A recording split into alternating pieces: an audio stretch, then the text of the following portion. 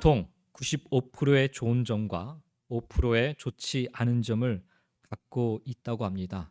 평균적으로 그렇다는 얘기예요. 100% 좋은 사람은 아무도 없습니다. 그러나 95%의 좋은 점을 보면서 사는 사람이 있고, 또 한편으로는 5%의 좋지 않은 점만을 보면서 사는 사람이 있습니다. 5%의 좋지 않은 점만을 지적하는 사람이 있는가 반면에 95%의 좋은 점만을 늘 칭찬해 주는 사람도 있습니다. 우리는 모두 누군가를 평가하거나 또 누군가의 평가를 받으며 그렇게 살아갑니다. 가정에서도, 또 직장에서도, 심지어 교회 안에서도 사람들은 서로를 평가하며 살아갑니다. 어제 저녁에 저희 큰아이가 요리를 했어요. 제 학교에 다시 돌아가면 후배들을 열심히 먹여야 된다고 하면서 부엌을 난장판으로 만들면서 치킨, 양념치킨을 만들었는데 맛있더라고요. 그래서 저는 맛있다고 했습니다. 근데 우리 작은 아이는 인색해요. 이 칭찬이 인색해가지고 뭐가 어쩌고 저쩌고 뭐 그런 얘기를 했습니다. 가정 안에서도 우리는 이렇게 뭐 작은 일이든 큰 일이든 칭찬을 하기도 하고 또 평가를 하면서 살아갑니다. 칭찬 한마디에 힘을 얻기도 하고요. 또 작은 책망의 한 말 한마디에 마음이 무너지기도 합니다. 그만큼 사람은 인정받고 싶어하는 존재이지 않을까 생각합니다. 누군가가 수고했습니다, 잘했습니다, 잘하고 있습니다라고 말해주면 그 말 한마디에 다시 힘을 내게 됩니다. 그런데 문제는 사람의 평가는 자주 변한다라는 거예요. 어제까지 칭찬하던 사람이 오늘은 비난할 수 있고, 또 좋게 보던 사람도 어느 순간에 등을 돌릴 수 있습니다. 사람의 판단은 완전하지 않기 때문입니다. 우리가 잘 아는 발명왕 에디슨, 토머스 에디슨 있죠? 어린 시절에 학교에서 퇴학 통지를 받았다고 합니다. 선생님이 쓴 그 퇴학 통지 그 통지문에는 이 아이는 도저히 가르칠 수 없는 아이라 이렇게 평가를 적었다고 합니다. 그런데 그의 어머니는 그 편지를 읽자마자 자기 아들 에디슨에게 이런 말을 했다고 해요. 학교에서는 네가 너무 뛰어나서 더 이상 가르칠 게 없다고 하는구나 라고 이야기를 했다고 합니다. 훗날 이 토마스 에디슨은 자신의 인생을 만든 사람이 바로 자기 어머니의 이 칭찬말 한마디였다라고 고백을 했습니다. 한 사람의 시선과 격려가 그의 인생을 송두리째 바꿀 수 있다라는 거죠. 사람의 평가는 틀릴 수 있습니다. 어제와 오늘 바라보면서 내 기준에 맞춰서 하기 때문에 틀릴 수 있어요. 그러나 하나님은 다르십니다. 하나님은 우리의 부족함만을 보시는 분이 아니라 우리의 중심과 우리 안에 있는 그 가능성들을 보시는 분이시기 때문에 그렇습니다. 오늘 본문에서 사도 바울은 이 사람들의 평가와 판단 속에서 흔들리고 있던 고린도 교회를 향해 아주 중요한 말씀을 전하고 있습니다. 5절 말씀해 보니까 그때에 각 사람에게 하나님으로부터 칭찬이 있으리라 말씀합니다. 사랑하는 성도 여러분, 사람의 칭찬도 물론 힘이 되겠지만 우리 인생에 있어서 가장 중요한 것은 하나님께로부터 받는 칭찬인 줄 믿습니다. 크나큰 분쟁의 문제로 인하여서 교회 공동체가 극심한 갈등과 어려움에 처하게 된 이 사실을 안타까워하면서 바울은 그 처방전의 하나로 이 하나님의 칭찬을 말씀하고 있습니다. 사람들로부터 받을 인정이나 칭찬이 아니라 하나님께로부터 받을 칭찬을 생각하고 기대하며 오늘을 살아간다면 이들이 겪고 있는 큰 혼란과 아픔들은 능히 이길 수 있음을 믿기에 자기도 그렇게 그 힘을 얻고 이 고난의 길을 걸어왔기에 바울은 오늘의 이 말씀을 고린도 교회 성도들과 꼭 나누고 싶었던 것입니다. 사랑하는 성도 여러분, 오늘 우리도 이 말씀을 통해 어떻게 하면 하나님께 칭찬받는 삶을 살아갈 수 있는지 좀 살펴보면서 어려움과 아픔 속에서 능히 이길 힘과 소망으로 채움받는 그런 은혜의 시간이 다 되시기를 주의 이름으로 먼저 간절히 축원드립니다. 첫 번째로 하나님이 칭찬하시는 사람은 자신의 자리, 자신의 본분을 잘 아는 사람입니다. 사도 바울은 오늘 본문의 1절에서 이렇게 말씀하죠. 사람이 마땅히 우리를 그리스도의 일꾼이요 하나님의 비밀을 맡은 자로 여길지어다 말씀합니다. 바울은 먼저 자신이 어떠한 자인지 자신의 정체성을 분명히 밝히고 있습니다. 여기 말씀에 보면 여길지어다라고 동사를 쓰고 있는데 이 말은 한마디로 자신의 정체성을 분명히 하라는 말입니다. 이 단어 여길지어다, 간주하다, 결론짓다, 결정한다라는 그런 뜻을 갖고 있는 말인데요. 이미 우리는 그리스도의 일꾼이고 하나님의 비밀을 맡은 자로 결정되었다라는 그런 선언과도 같은 것입니다. 내 말씀에 보면 바울은 나는이라는 표를 쓰지 않고 우리라는 그 복수형을 사용해서 자기 자신뿐만 아니라 모두가 그리스도의 일꾼이고 하나님의 비밀을 맡은 자라 강조하고 있습니다. 여기 표현된 우리 속에는 그 당시 각 파별로, 고린도 교회 안에 파벌이 생겼잖아요. 그래서 각 파별로 나누어지게 된 원인, 즉 아볼로나 베드로나 그리고 자기 자신이 다 포함되어 있습니다. 사도 바울은 이 말씀을 통해 우리가 어떤 존재냐라는 정체성을 분명히 하고 있습니다. 사도 바울이 이렇게 우리 모두가 다 그리스도의 일꾼이라고 강조하는 것은 성도들에 의하여서 추종을 받고 인정과 칭찬을 받으며 지도자로서의 인간적인 권위를 내세우며 높임을 받지 않아야 된다라는 거예요. 그렇게 대우해서는 안 된다라는 거죠. 모두가 다 똑같다라는 거예요. 누가 더 뛰어나고 누가 더 부족하고 그것이 아니다라는 거죠. 사도 바울이 이렇게 주님께로부터 받은 사명, 하나님의 비밀을 전하는 복음 전도자의 위치를 벗어나지 말고 자신의 사명을 잘 감당해야 한다라고 권면을 하고 있는 것입니다. 아볼로나 베드로나 바울이 그런 것은 아니었지만 이 사람들을 추종하고 따르는 가운데 고린도 교회 성도들 가운데 어느새 각자 나뉘어서 파벌을 형성한 이 무리들은 주님께로부터 받은 사명이 아니라 아볼로 고유의 사명 혹은 베드로 고유의 사명 그리고 바울 고유의 사명에 더 관심을 기울였던 것입니다. 그래서 하나님의 복음이 아닌 각기 아볼로가 가르친 그 가르침 혹은 베드로가 가르쳤던 그 가르침 그리고 바울의 가르침을 중심으로 서로 나누게 된 것입니다.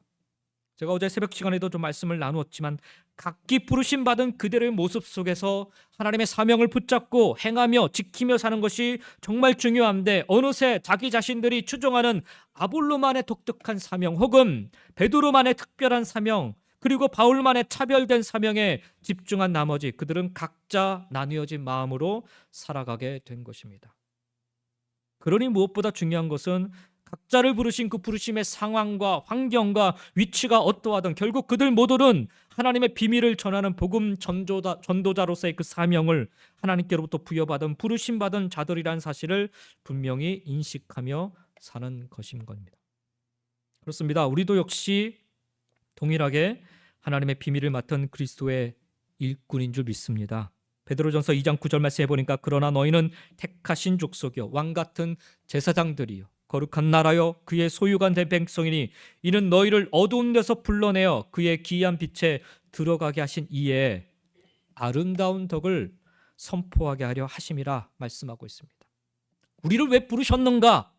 우리를 왜 왕같은 제사장으로 부르셨고 택하신 족속으로 부르셨고 하나님의 나라 소유가 된 백성으로 부르셨는가? 바로 하나님의 그 놀라운 비밀스러운 아름다운 덕을 선포하라, 증거하라, 복음을 전하는 자라 그렇게 부르신 줄 믿습니다. 이 정체성을 우리는 잊지 말아야 됩니다.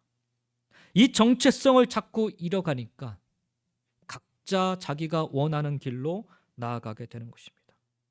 오늘 본문에서 말씀하고 있는 일꾼이라는 말, 그리스도의 일꾼이라는 표현을 쓰지 않습니까? 이 일꾼이라는 말, 우리말 성경에는 여기서 일꾼이라는 말로 아주 좀 점잖게 번역을 하고 있지만 원래 본문 원문에 쓴 일꾼이라는 단어는 그렇지 않아요. 아주 좀 거친 단어입니다. 후페레테스라는 단어인데 배 밑창에서 그 당시 노회선이 있지 않습니까? 노회선 배 밑창에서 노를 젓는 노예를 뜻하는 말이 바로 이 후페레테스라는 단어입니다. 생각해 보십시오. 노회선의 가장 밑바닥에서 노회선 꼭대기에서 키를 잡고 명령하는 자가 아니라 노회선 가장 밑바닥에서 노를 젓는 노예가 뭘 내세우고 뭘 자랑할 수 있겠는지 자신의 의사와는 상관없이 위에서 노를 저어라 명령하면 무조건 저어야 합니다. 그리고 노를 멈춰라 하면 즉시 젓던 노를 멈춰야 됩니다. 그게 후페레테스 배 밑창에서 노를 젓는 노예의 모습인 것입니다. 배가 지금 어디로 가는지 모릅니다. 알 필요도 없어요. 뿐만 아니라 이 노를 줘서 내게 과연 무슨 보상이 주어질까, 얼마나 큰 보상이 될까라는 생각 꿈에도 가질 수가 없습니다. 그게 바로 후페레테스 노예의 신분의 의미입니다. 이것을 오늘 본문에서 사도 바울이 일꾼이라는 의미로 사용하고 있습니다. 그리스도의 일꾼은 말 그대로 자기 뜻대로 사는 사람이 아니라 주인의 뜻에 무조건 순종하며 살아가는 사람임을 말씀하고 있습니다. 나도 마찬가지고 아폴로도 마찬가지고 베드로도 마찬가지고, 아니 고린도 교회 성도들 너희들 모두가 다 마찬가지다. 하나님의 명령에 의하여, 주의 명령에 의하여 움직여 살아가야 되는, 순종하여 살아가야 되는 그런 존재라는 거죠. 이거 잃어버리면 우리는 엄한 삶을 살게 된다는 거죠. 분쟁, 갈등 일어날 수밖에 없다는 거죠. 그래서 바울은 오늘 이 말씀을 하면서 자신을 높이지 않고 늘 겸손한 마음을 드러내고 있습니다. 편지를 쓸 때마다 사도 바울은 이 사실을 늘 각인해요. 저와 여러분도 마찬가지입니다. 어느 순간 보면 나는 어느새 이만큼 높아지는 그런 자세로, 생각으로 그렇게 찰 때가 있어요. 사도 바울은 의도적으로 그랬는지 모르겠지만 제 생각에는 의도적인 것 같아요. 서신을 쓸 때마다, 아니 사람들 만날 때마다 그렇게 얘기했던 거예요. 나는 예수 그리스도의 종이다. 서신을 쓸 때마다 예수 그리스도의 종 바울이라고 계속해서 자기 자신을 소개합니다. 생각해 보십시오. 얼마든지 나는 예수 그리스도의 사도다라고 이야기할 수 있습니다. 그렇게 적을 수 있어요. 나는 예수 그리스도의 부름받은 제자라라고 얼마든지 자신을 소개할 수 있는데도 불구하고 그 단어를 쓰지 않습니다. 예수 그리스도의 종임을 얘기합니다. 그 말은 나는 내 뜻대로 움직여 살아가는 사람이 아니라 예수 그리스도께서 명하시는 대로, 하나님께서 명하신 대로 움직여 살아가는, 순종하며 살아가는 자다라는 사실을 늘 깨닫고 고백하며 사는 삶을 살고 있었기 때문입니다. 사랑하는 성도 여러분, 우리도 마찬가지입니다. 저와 여러분 모두 주님의 일을 맡은 종의 모습의 사람들입니다. 내 인생의 주인이 내가 아니라 예수 그리스도임을 믿는 사람들이기 때문에 그렇습니다. 그게 주님, 주여라는 의미의 뜻인 것입니다.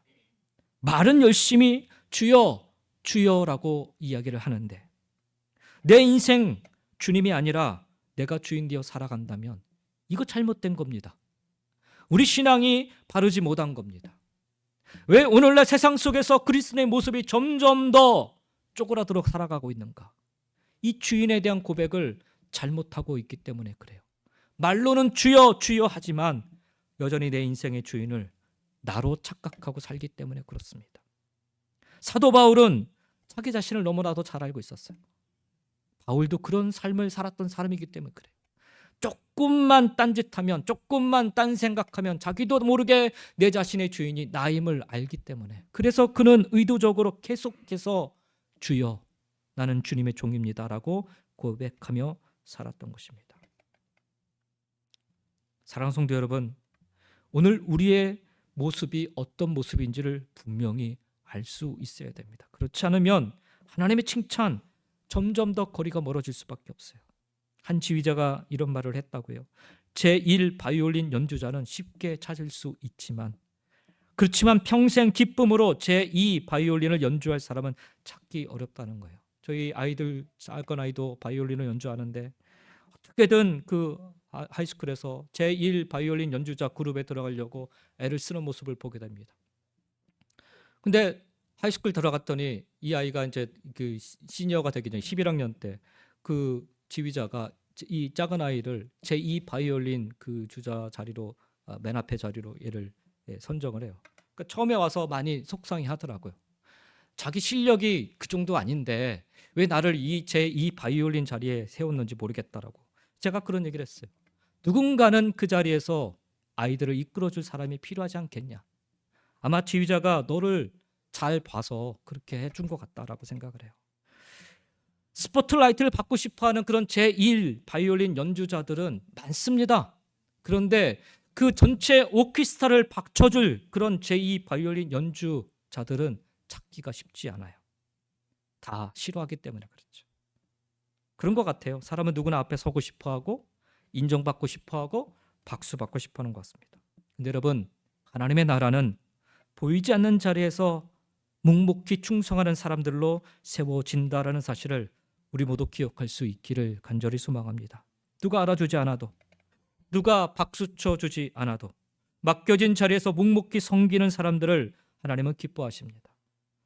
뱀이창에서 노를 젓는 후페레테스처럼 자신을 드러내는 사람이 아니라 주인의 뜻을 따라 묵묵히 순종하는 사람, 바로 이 모습이 하나님이 기뻐하시는, 하나님이 칭찬하시는 일꾼의 모습인 것입니다.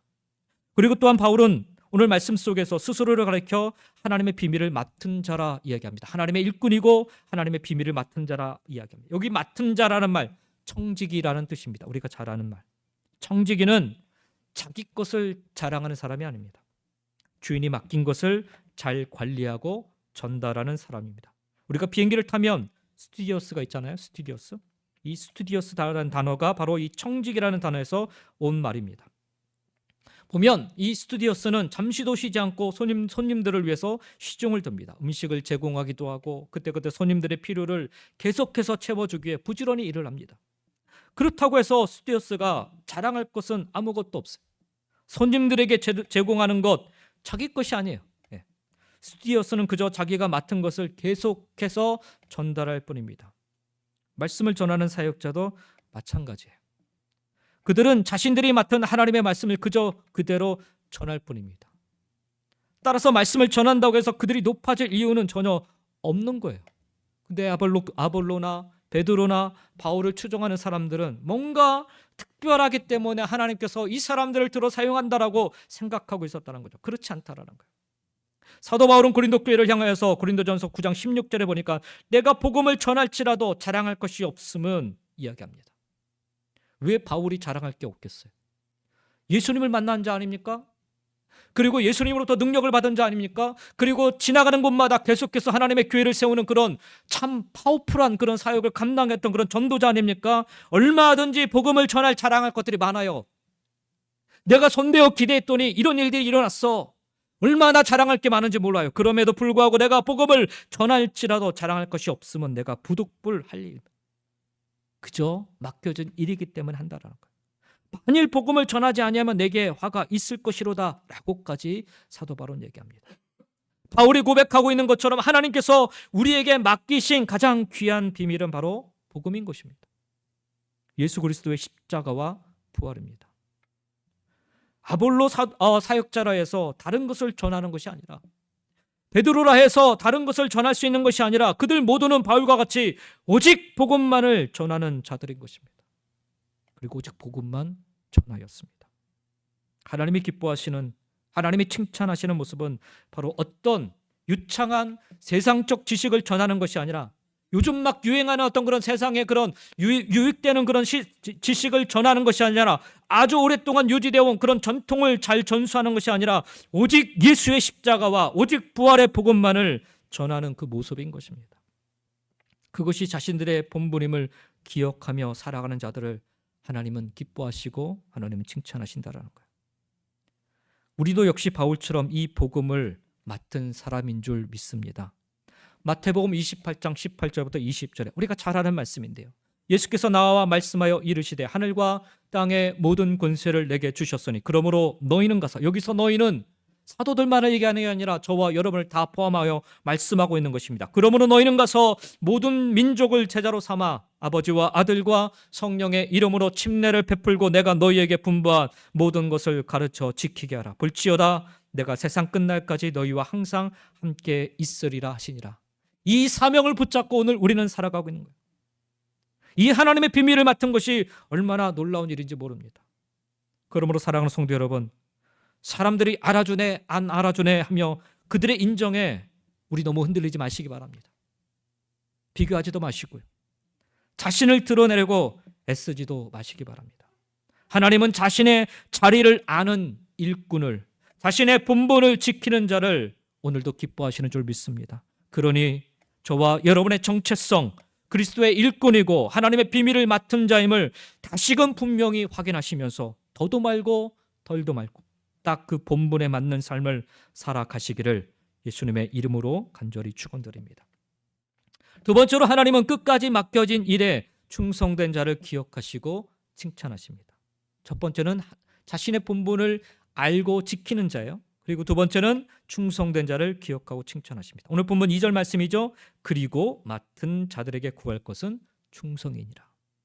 사도 바울은 우리가 그리스도의 일꾼이라고 했고, 따라서 일꾼은 자신의 맡겨진 일에 최선을 다해 충성하는 것임을 말씀합니다. 이 말은 다른 이들이 추종하고 인정하고 존경한다고 해서, 높여준다고 해서 그것의 마음을 빼앗기지 말고 일꾼인 그 본연의 자세인 맡겨진 일에만 집중하고 충성을 다하라, 최선을 다하라는 것입니다.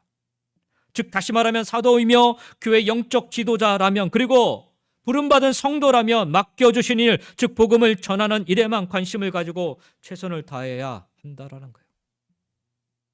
내가 이만큼 했으니까 이만큼 높임 받고 싶다라는 그런 생각 갖지 말라는 거죠. 그 정도는 대우해줘야 되는 거 아니야? 라는 생각 갖지 말라는 거죠. 오늘 본문에 사용되고 있는 여기 충성이라는 말, 헬라어로 피스토스라는 단어가 사용되고 있는데, 이 비슷한 단어가 피스티스라는 단어가 있는데, 신뢰하다, 믿는다, 확신하다는 뜻의 믿음이라는 말이 바로 이 피스티스입니다. 피스토스, 이 충성이라는 말과 피스티스, 이 믿음이라는 단어, 같은 데서 나온 그런 말입니다. 아주 밀접한 관련이 있습니다. 그래서 그 의미를 좀 생각해 보면 이 충성이라는 것은 믿음에서 나온다라는 사실이에요. 내가 주인을 믿고 또한 주인이 나를 믿을 수 있을 때 이 충성이라는 행동이 나올 수 있다라는 것입니다. 옛날에 디즈니랜드 초창기에 한 청소 직원이 있었는데, 이 사람이 아무도 보지 않는 새벽 시간에도 늘 같은 자리에서 늘 같은 시간에 아주 성실하게 일을 했다고 합니다. 그래서 누군가가 물었대요. 아니, 아무도 보지 않는데 아니 왜 그렇게까지 열심히 일을 합니까? 그러자 이 청소 직원이 이런 말을 했다고요. 사람들이 보기 전에 월트 디즈니, 그러니까 그 디즈니의 그 주인 월트 디즈니가 먼저 본다고 저는 생각을 합니다.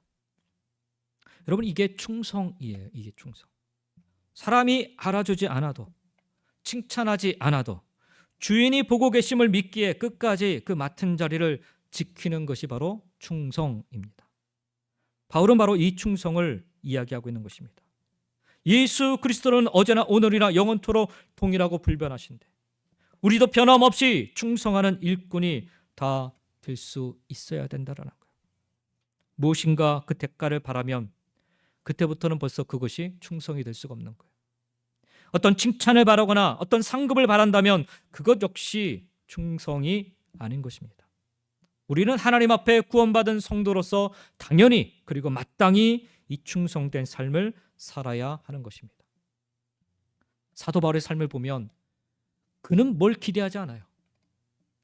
이미 구원받았다는 사실이 너무 감격스럽고 감사해서, 자신을 하나님의 복음 맡은 자로 불러주심에 감사해서, 그래서 그는 매 순간마다 최선을 다해 충성된 삶을 살아갑니다. 언제까지요? 자기 생명이 다하는 그날까지. 바뀌지 않아요. 부름받은 이후부터 변질되지 않습니다. 그래서 그것을 가리켜 충성이라 부릅니다.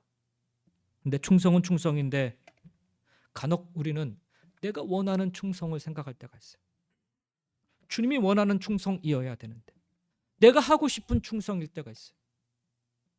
주님이 원하시는 충성스러운 일꾼으로 섬길 때 주님이 기뻐하시고 주님이 칭찬하시는 줄 믿습니다. 그러면 주님이 원하시는 충성이란 무엇일까? 오늘 본문 말씀 속에서만 우리가 몇 가지를 좀 살펴봤으면 좋겠습니다. 첫째로는 판단하지 않고 충성하는 것입니다. 판단. 교회 안에서 다른 성도를 혹은 다른 사람을 함부로 판단해서는 안 됩니다.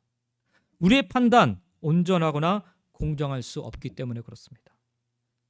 기준이 자기 자신이에요. 내가 좋으면 맞는 것이고 맞는 것이라 판단하고, 내가 싫으면 잘못된 것이라 판단합니다.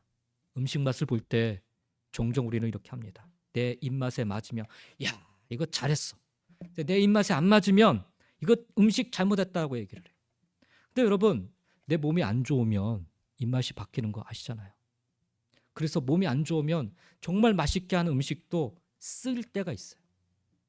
이게 우리가 갖고 있는 기준이라고 하는 것입니다. 내가 기분이 좋으면 별것도 아닌데 막 좋아 보여요.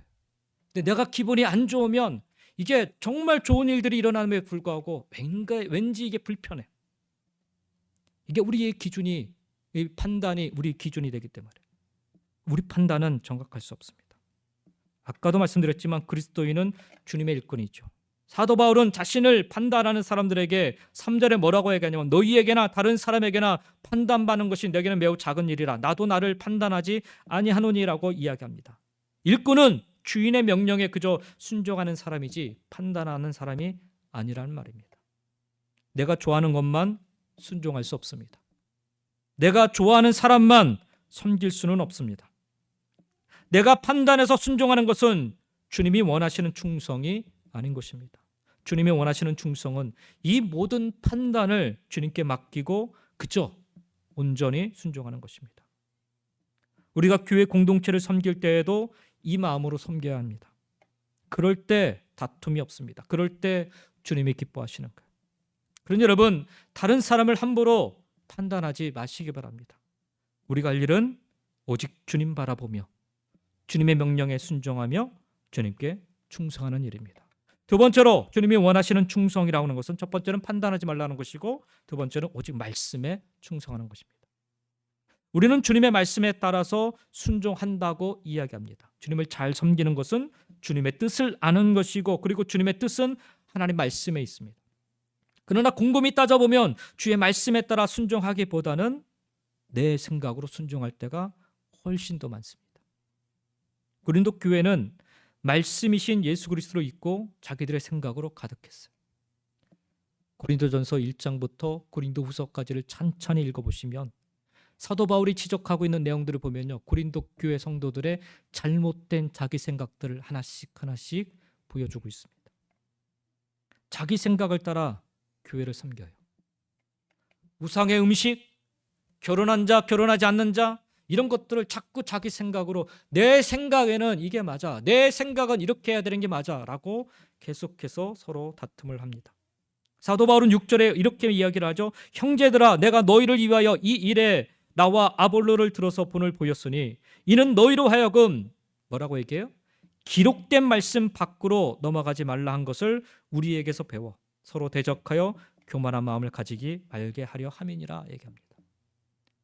잘 들으십시오 고린도 교회 성도들이여 라고 얘기하면서 나도 그렇고 아볼로도 그렇고 물론 베드로도 마찬가지죠. 우리가 언제 하나님의 그 기록된 말씀 선 바깥으로 넘어간 적이 있습니까? 라고 얘기하는 거예요. 우리는 그렇게 넘어가지 않으려 그 하나님 말씀 안에 우리가 지켜 살아가려고 하는데 왜 당신들은 하나님 말씀을 벗어나서 다른 일을 자꾸 생각하려 합니까? 자기 생각을 따르면 함부로 선을 넘게 되고 결국 분쟁이 일어납니다. 다툴 수밖에 없어요. 저희 교회는 다툼이 없는데 뭐 소식 들어보니까 주변에 다른 교회들 다툼이 있는 교회들을 보면요, 다 자기 생각 때문에 일어나는 일이에요.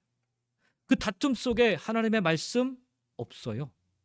없습니다. 제가 죄송스럽지만 이렇게 표현해서 죄송스럽지만 말은 뭐 우리는 하나님을 믿는 사람들이라 얘기하는데 다 자기 생각 때문에 그렇게 선을 넘고 다투게 됩니다. 자기 기쁨과 자기 만족을 위해 섬기는 것 아니지 않습니까? 우리 모두는 주님으로부터 일꾼으로 부르심 받았다라는 사실을 그래서 우리는 잊지 말아야 되는 거예요. 내 생각이 힘들어 보이고 어려워 보이고 안 될 것 같아 보여도 주님의 말씀임을 믿으시고 믿고 순종하시기 바랍니다. 목사가 하는 얘기라 해서 믿고 따르지 마시고 하나님 말씀임을 분별하시고 믿고 따르시기 바랍니다. 그것이 주님께서 원하시는 충성인 것입니다. 세 번째로는 주님이 원하시는 충성이란 은혜를 기억하며 충성하는 것입니다. 오직 은혜를 고백하며 충성하는 것입니다. 주님은 예수 그리스도를 믿는 자들에게 값없이 구원의 은혜를 주셨습니다. 자기 생명 다할 때까지 십자가에 달려 돌아가심으로 말미암아 우리에게 이 구원의 은총을 허락해 주셨어요. 너무나도 큰 은혜의 빛을 받은 그런 사람들이죠. 빚진 자들이죠. 그러므로 주님이 원하시는 충성을 주님께 다시금 되돌려 드릴 수 있어야 되는 것이 마땅한 구원받은 자의 모습인 것입니다. 하지만 시간이 지날수록 그 은혜에 대한 감격과 기억은 점점 희미해져 가고 주님과 멀어지고 자기 중심으로 살아가려고 합니다. 고린도 교회 공동체의 문제의 원인은 바로 이 은혜와 사랑이 점점 희미해져 갔다라는 거예요. 제가 첫 번째 시간에도 말씀드렸지만 고린도 지역은 그 당시에 무역항을 끼고 발전하였던 아주 거대한 상업도시였어요. 수많은 물질이 몰려들었던 일종의 금융의 허브 역할을 하는 곳이었고, 로마와 같은 대도시에서나 볼 수 있었던 검투 경기장 있잖아요. 예. 일종의 거대한 스포츠 도시이기도 하였는데, 이 수많은 지식들이 대거 몰려들어 한때 떠오르던 그런 지식의 메카로 불리기도 하였습니다. 경기장도 많았고, 이들에게 사도 바울이 복음을 전하게 되었을 당시를 좀 돌아보면 좀 신기할 정도였어요. 원래 사도 바울은 이곳 고린도에 이르기 전에 아테네에서 먼저 방문을 하고 복음을 전합니다. 아테네 사람들은 종교성이 대단히 강한 사람들이었어요. 그래서 사도 바울은 그들을 좀 설득시켜 볼 요량으로 자신이 잘하는 그 전공인 철학적인 논리를 사용해서 복음을 전하고자 합니다. 신에 대한 그런 것들을. 그런데 그의 이야기를 듣고 나중에 예수를 믿은 사람은 불과 손가락 5 안에도 꼽히지 않았어요. 소위 말하면 처절한 실패였습니다. 바울은 자신의 이 같은 시도가 실패했다는 사실 때문에 참담한 심정으로 고린도에 오게 되는데, 고린도에 들어왔을 때는 그래서 철학적인 이야기나 사람들에게 마치 유식하게 보이려는 말 단 한마디도 하지 않아요. 그냥 복음을 전하기로 아예 작정하고 각오하고 고린도에 오직 예수, 오직 십자가만을 그들에게 전하게 됩니다. 놀랍게도 세상의 지혜가 아닌 오직 예수만 증거한 결과로 고린도 지역에 교회가 세워지게 된 것입니다. 하나님의 전적인 역사였고 하나님의 전적인 은혜였습니다. 고린도 지역의 사람들은 우리의 상식으로는 복음을 들을 이유도 필요도 없는 그런 사람들과 같았습니다. 하지만 하나님의 은혜로 말미암아 그들은 복음의 능력과 구원의 은총을 체험하게 되었던 것입니다. 고린도전서를 읽다 보면 여러분, 고린도 교회가 얼마나 신령한 교회였는지를 우리는 알 수가 있죠. 하나님의 구원의 은총을 받은 것뿐만 아니라 그들은 하나님의 그 성령의 놀라운 은혜를 그들은 체험하게 됐어요. 그래서 고린도 교회가 세워진 지 5년 이상이 지난 지금에 와서 사도 바울은 그럼 너희들이 어찌하여 이렇게까지 갈등과 분열과 아픔 속에 빠져들었느냐라고 하면서 그 처방으로 하나님의 은혜, 오직 주의 은혜라는 이 주제를 다시 꺼내든 것입니다.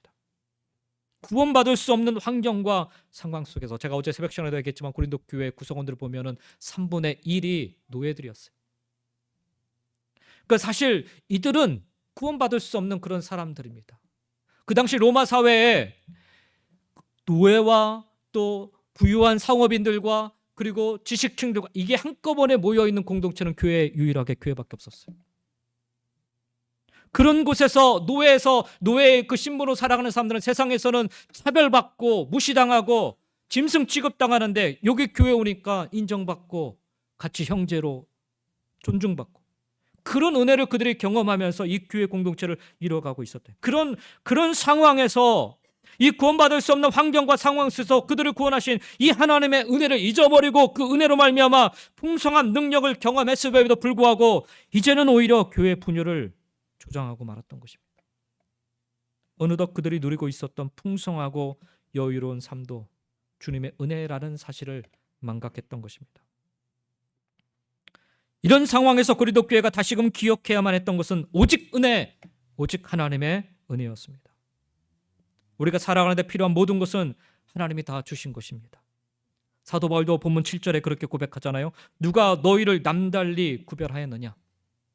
네게 있는 것 중에 받지 아니하는 것이 무엇이냐? 네가 받았은즉 어찌하여 받지 아니한 것 같이 자랑하느냐라고 얘기합니다. 그러니 내가 얻었다고 생각하고 자만하지 말아야 한다라는 거예요. 그렇습니다. 주님이 원하시는 충성은 모든 것이 하나님께로 온 은혜임을 고백하고 감사하며 그래서 순종하는 것입니다. 모든 것이 주님의 은혜라는 사실을 항상 기억하며 주님을 기쁘시게 하는 그런 충성된 일꾼이 되어야 한다는 것입니다. 사랑하는 성도 여러분, 내가 지금 가지고 있는 것들이 내 힘으로 된 거라고 착각하지 마시기 바랍니다. 하나님이 주신 것입니다. 하나님이 허락하신 것입니다. 여러분의 건강이 있으니까 지금 열심히 일을 해서 돈을 벌지 않습니까? 그 건강 하나님이 한순간 걷어가시면 아무것도 아니에요. 오늘 저와 여러분의 생명을 하나님이 걷어가신다도 우리는 뭐라 할 수가 없어요. 생명의 주인은 하나님이시기 때문에. 그래서 내가 지금 누리고 있는 것, 내가 지금 베풀고 있는 것조차도 하나님이 주신 것임을 우리가 기억할 수 있어야 되는 거예요. 바로 거기에서부터 하나님의 것임을, 하나님으로부터 온 은혜임을 기억함으로부터 우리는 이 충성된 삶을 살아갈 수 있다는 거죠. 사랑하는 성도 여러분, 구원의 은혜를 입은 그리스도인, 그 모습이 바로 주님의 일꾼의 모습인 것입니다. 따라서 우리 모두는 그리스도의 일꾼이요 하나님의 비밀을 맡은 청지기임을 기억하시기 바랍니다. 그러니 다시 한번 여러분이 하시는 일들을 찬찬히 한번 돌아보시기 바랍니다. 교회에서 하는 일이든 세상에서 하는 일이든 일은 다 귀하고 소중한 것입니다. 하나님이 맡겨주신 사명인 줄 믿으시고, 그러니 긍지를 가지고 겸손하게 각자가 맡은 일에 충성을 다하며 살아가시기를 주의 이름으로 간절히 축원드립니다. 특별히 주님의 일꾼은요, 주님이 기뻐하시는 충성된 일꾼이 되어야 합니다. 주님이 기뻐하시는 충성을 위해 오늘 말씀처럼 모든 판단을 주님께 맡길 수 있기를 원합니다. 함부로 판단하지 마시고 그 판단을 보류하십시오. 하나님이 하실 것입니다. 내 생각이 아니라 주님의 말씀을 따라 순종하시기 바랍니다. 그리고 모든 것이 주님의 은혜임을 꼭 잊지 마시기 바랍니다. 그래서 주님 앞에 섰을 때 잘하였다, 착하고 충성된 종아라는 하나님께로부터 이와 같은 칭찬을 받는 축복된 저와 여러분의 믿음 생활 다 되시기를 예수님의 이름으로 간절히 축원드립니다. 기도하겠습니다.